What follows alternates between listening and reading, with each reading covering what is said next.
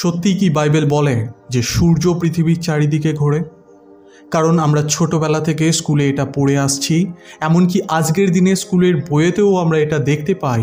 বাইবেলে নাকি লেখা রয়েছে সূর্য পৃথিবীর চারিদিকে ঘোরে, যেটা বৈজ্ঞানিকভাবে ভুল। কারণ বিজ্ঞান আমাদেরকে বলে সূর্য পৃথিবীর নয়, কিন্তু পৃথিবী সূর্যের চারিদিকে ঘোরে। আর এই কথা বলার জন্য গ্যালিলিওকে রোমান ক্যাথলিক চার্চের দ্বারা বন্দী করা হয়। তাহলে বাইবেলে কি ভুল লেখা রয়েছে? না। আসল মজার বিষয় হলো এটা, বাইবেলে কোথাও লেখা নেই যে সূর্য পৃথিবীর চারিদিকে ঘোরে কিংবা পৃথিবী সূর্যের চারিদিকে ঘোরে। বাইবেল বিজ্ঞানকে বোঝানোর জন্য লেখা হয়নি। বাইবেল লেখা হয়েছে ঈশ্বরের সাথে মানুষের সম্পর্ককে বোঝানোর জন্য, ঈশ্বরের ইচ্ছা কি সেটা জানাবার জন্য, মানুষ কিভাবে তার পাপ থেকে উদ্ধার পেতে পারে, এই পৃথিবীর বিনাশ কিভাবে হবে, তার পরের জীবন কি হবে, সেটা বোঝানোর জন্য বাইবেল লেখা হয়েছে।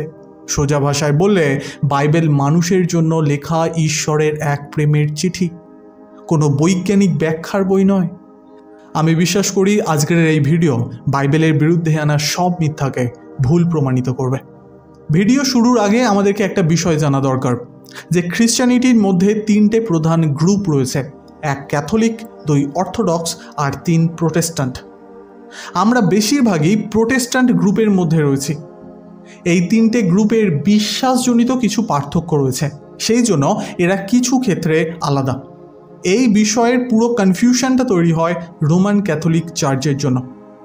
গ্যালিলিওর গবেষণা আসার 1400 বছর আগে টলেমি নামক একজন বিজ্ঞানী বলেছিলেন পৃথিবী আমাদের সৌরমণ্ডলের কেন্দ্র, যার ওপর ভিত্তি করে এটা মনে করা হয়েছিল যে সূর্য পৃথিবীর চারিদিকে ঘোরে।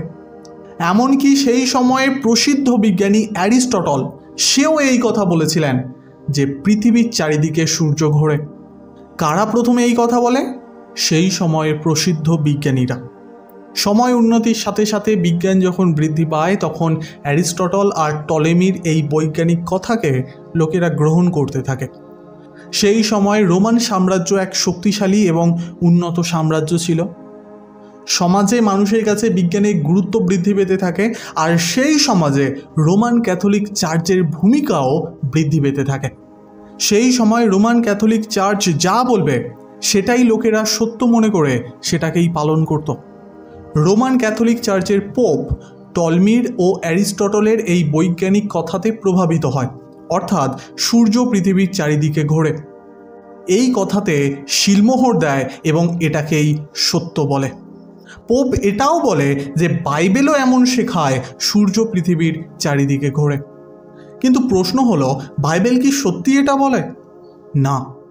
পুরো বাইবেলে এমন একটাও জায়গা নেই যেখানে এই কথা বলা হয়েছে।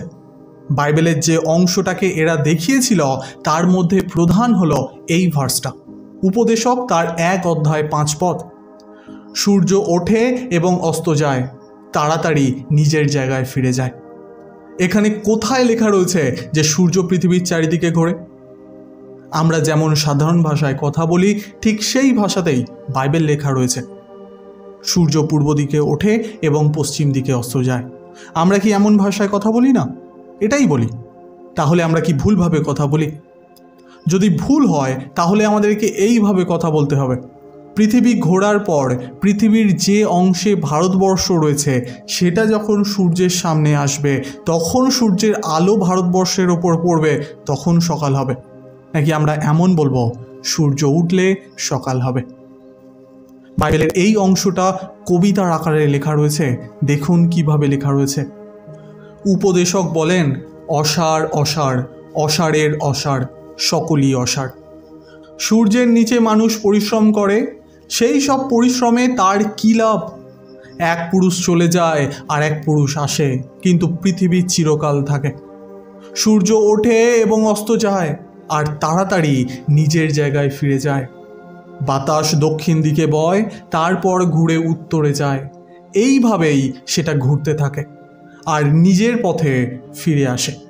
এই উপদেশককে কবিতার আকারে লেখা হয়েছে, কোনো বৈজ্ঞানিক ব্যাখ্যার জন্য লেখা হয়নি।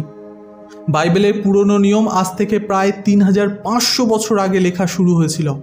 সেই সময়ের বৈজ্ঞানিক এমন ব্যাখ্যার সূর্য পৃথিবীর চারিদিকে ঘোরে না পৃথিবী সূর্যের চারিদিকে ঘোরে এমন লেখার কোনো প্রয়োজনই ছিল না।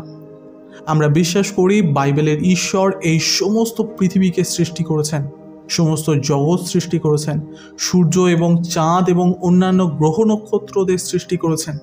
যে এই সব কিছু সৃষ্টি করেছে সে কি জানবে না যে সূর্য পৃথিবীর চারিদিকে ঘোরে না পৃথিবী সূর্যের চারিদিকে ঘোরে? আজ আমরা এই বিষয়টা বিজ্ঞানের সাহায্যে খুব সহজেই বুঝতে পারি, কিন্তু সেই সময়ের রোমান ক্যাথলিক চার্চ এবং পোপ বুঝতে পারেনি। এর কারণ গ্যালিলিওর আগে আসা বিজ্ঞানীরা যারা বলেছিল যে সূর্য পৃথিবীর চারিদিকে ঘোরে, সেই কথায় তারা প্রভাবিত হয় এবং ঈশ্বরের বাক্যকেও তারা ভুলভাবে ব্যাখ্যা করে।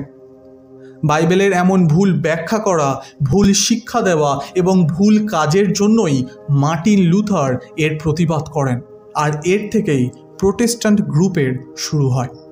কিন্তু সেই সময় দুজন বিজ্ঞানী কোপার্নিকাস এবং গ্যালিলিওর গবেষণা রোমান ক্যাথলিক চার্চের বড় সমস্যার কারণ হয়ে ওঠে, কারণ তারা রোমান ক্যাথলিক চার্চের শিক্ষার বিপরীতে কথা বলে যে সূর্য পৃথিবীর নয় বরং পৃথিবী সূর্যের চারিদিকে ঘোরে। এটা দেখে রোমান ক্যাথলিক চার্চ ও পোপ মনে করে যদি এদের কথা সত্য হয় তাহলে এদের আগে আসা বিজ্ঞানী অ্যারিস্টটল আর টলেমি যারা বলেছিল সূর্য পৃথিবীর চারিদিকে ঘোরে, তাদের কথাকে আবার ভুল ঘোষণা করতে হবে। এমন করলে তাদের এবং চার্চের অনেক বদনাম হবে। লোকেরা বলবে যে পোপ ভুল বলেছে এবং বাইবেলকে ভুলভাবে ব্যাখ্যা করেছে, যার ফলে তাদের ওপর থেকে লোকেদের বিশ্বাস হারিয়ে যাবে এবং তাদের হাত থেকে ক্ষমতাও চলে যেতে পারে। ফলে তারা কি রাস্তা বের করলো? তারা গ্যালিলিও ও কোপার্নিকাসের থিওরিকে মিথ্যা ও বিধর্মী ঘোষণা করলো এবং গ্যালিলিওকে আজীবন গৃহবন্দী অবস্থায় রেখে দেওয়া হলো। আর গ্যালিলিও বৃদ্ধা অবস্থায় তার নিজের ঘরেই সে মৃত্যুবরণ করে। এমন অনেক জায়গায় লেখা রয়েছে যে তাকে জেলে বন্দি করা হয়েছিল এবং সেখানে সে মরে। এটা ভুল। আর আমাদেরকে এটাও জেনে রাখা দরকার গ্যালিলিও নিজেও একজন রোমান ক্যাথলিক চার্চের সদস্য ছিলেন। তবে এমন এক সময় আসে যেখানে রোমান ক্যাথলিক চার্চকে এটা মেনে নিতেই হয় যে তাদের ব্যাখ্যা সঠিক ছিল না, অর্থাৎ বাইবেল নয় কিন্তু তাদের ব্যাখ্যা ভুল ছিল, যেটা আমরাও আজ বাইবেল পড়লে দেখতে পাই। আর তারা স্বীকার করে গ্যালিলিওর সাথে তারা যেটা করেছে সেটাও তারা ভুল করেছে। নিন্দুকদের দ্বারা বহুবার বাইবেলকে ভুল প্রমাণ করার চেষ্টা হয়েছে, কিন্তু কোনোবার তারা সফল হয়নি। এক খ্রিস্টীয় বিশ্বাসী হিসাবে আমাদেরকে এটা মনে রাখা দরকার যে আমরা যে ঈশ্বরে বিশ্বাস করি তিনি সর্বশক্তিমান, তিনি সব কিছু সৃষ্টি করেছেন, তার কাছে অজানা কিছুই নেই, আর তার থেকে শক্তিশালী আর কেউ নেই। আমিন।